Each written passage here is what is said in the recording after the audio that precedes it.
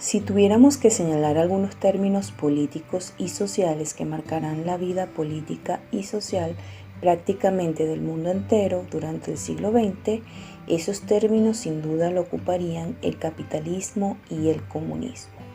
Unos términos que, si bien modernos, sus orígenes son tan antiguos como la propia historia del hombre.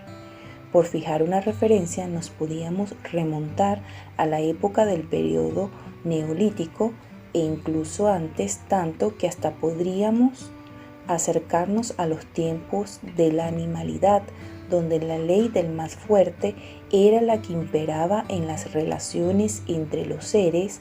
Claro que entonces era la fuerza bruta la que marcaba las diferencias y los destinos de aquel mundo que entonces era muy diminuto. Cierto es que junto al capitalismo y el comunismo habría que añadir también el desarrollo del engendro de las religiones, donde la católica ocuparía un lugar preferente, pero hoy no toca eso, ¿qué tiempo habrá para ello? Sin embargo, fuera la evolución, esa de la que Darwin jamás hizo referencia, la que modificaría las formas de dominación.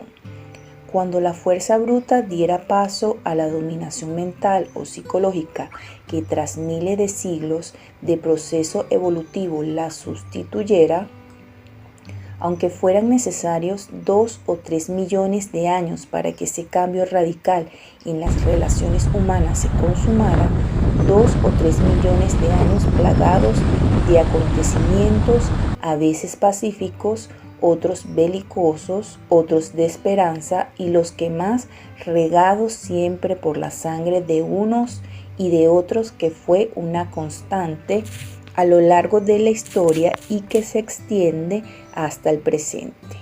Hoy mismo lo estamos viendo en la invasión rusa de Ucrania, la excusa, un invento llamado ideologías, un artilugio psicológico diseñado por la mente que junto al artilugio de las creencias sirven para vestir, tapar o despistar las verdaderas ansias e intenciones del hombre, el dinero y el poder, posiciones que sirven tanto para lograrlo como para perderlo en función de la potencia y la astucia de las fuerzas beligerantes.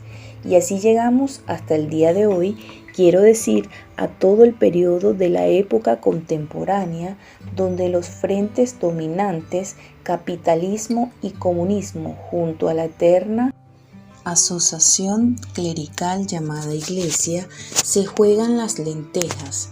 Podríamos afirmar que el comunismo se derrotó a sí mismo, no le derrotaron los misiles ni las bombas nucleares del bando contrario, sino la estafa social que significó una filosofía imposible de aplicar, incluso si sus promotores hubieran sido gente honesta, donde las hubiere y con todo el absoluto poder para poder aplicar la filosofía marxista sin la menor oposición, hubiera fracasado igualmente si eso se diera con gente honestas. ¿Qué decir con gentes golfas e indecentes? El fracaso fue tan rotundo que en unos cuantos meses se acentuó de tal manera que alcanzaron cotas de escándalo donde la libertad, la igualdad y la justicia social que tanto pregonaban brillaban por su ausencia. La corrupción generalizada fue sustituyendo a la libertad, a la igualdad y a la justicia social que jamás llegará. El comunismo fracasó allá donde se implantara, empezando por Rusia. Un fracaso al que le siguieron todos aquellos países que tras Rusia lo intentaron llevar a cabo, y fracasó por dos razones. La primera, desde el punto de la honestidad, y es que no era posible aplicarlo más allá de la teoría académica, filosófica y científica. Ni toda la honestidad del mundo junta podría ser iguales a los hombres. Los seres no son robots, son diferentes, como diferentes son las formas de pensar y de sentir. y todo intento de implantar a la fuerza una teoría, por maravillosa que sea, está condenada al fracaso porque no existe un mismo nivel evolutivo igual o equivalente para cada ser. Si a esta tara insalvable para su aplicación le añadimos la corrupta condición humana de la indecencia en aquellos que deberían llevar a cabo la tarea desde el poder, siempre derivan excesos de todo tipo, incluidos los asesinatos.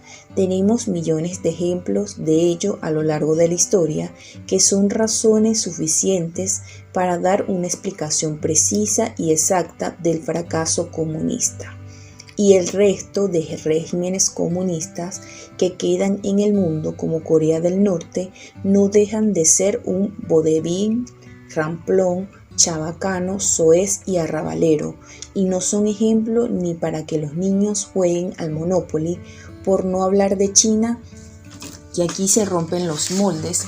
Pasaron en una década de las hambrunas a ser una potencia económica a nivel mundial, pero aplicando el capitalismo más salvaje y antisocial que pueda imaginarse. Vaya comunistas. Eso sí, gobernaba por una oligarquía de multimillonarios que se perpetúa en el poder sin la menor oposición, que dice ser y llamarse comunista, o sea, el mayor fraude, junto al de la iglesia que parieron los siglos. En fin, hasta aquí un breve resumen de lo que da de sí el comunismo, un régimen social fracasado y sin posibilidad alguna de poder implantar alguna vez. Pero ¿qué podemos decir del capitalismo, el antagonista social, económico y militar del comunismo? El capitalismo, como el comunismo, también tiene dos vertientes, una honesta y otra deshonesta. Entonces, ¿dónde está la diferencia? Os la señalo: en el comunismo ambas tendencias, la buena y la mala, han fracasado. En el capitalismo, en cambio, fracasa siempre la mala, pero no la buena. En el capitalismo hay dos pilares esenciales que lo sostienen: la producción y el consumo. La producción se basa en una técnica avanzada y en la capacitación laboral. Con ella se podrán fabricar bienes más baratos y de mayor calidad. Y bien, con esto una pata del sistema resuelta, pero para que los bienes fabricados se puedan vender, se precisa necesariamente crear antes consumidores que los puedan comprar. Aquí está la cuestión fundamental de un capitalismo responsable y con posibilidad de perdurar. ¿Y cómo se logran hacer consumidores?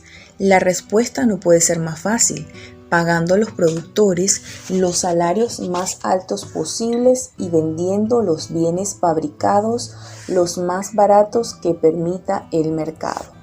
Cierto que se ganará menos por producto vendido, pero se venderán mucho más, luego los empresarios no perderán.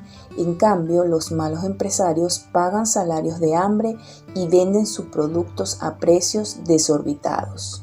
Resultado: que los productos se morirán en los estantes, habrán despidos por falta de demanda y el desempleo llevará al cierre de fábricas y a la recesión. Este capitalismo de opereta y chichinabo no se diferencia en nada del comunismo que antes señalamos. La misma mierda y el mismo fracaso.